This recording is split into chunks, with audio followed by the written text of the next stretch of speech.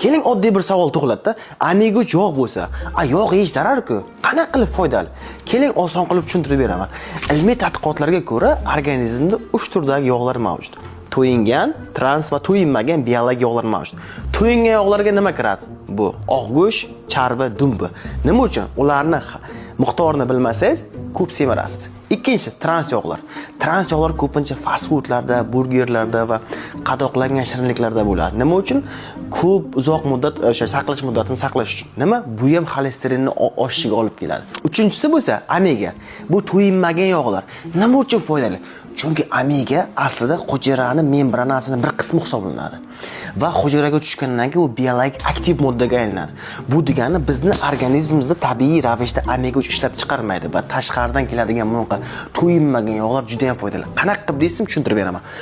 Organizmda har xil zararli yog'lar bor, xolesterinlar bor. Omega 3 nima qiladi? Omega 3 shuni zararli yog'larni ushlab oladi, to'yinmagan yog'. O'ziga quchoqlab olib, organizmdan chiqarib yuboradi. Shunda siz to'yinmagan yog' omegani, olив qiymasilarni iste'mol qilishingiz tanadagi zararli yog'larni tushishiga olib keladi. Salomat bo'ling.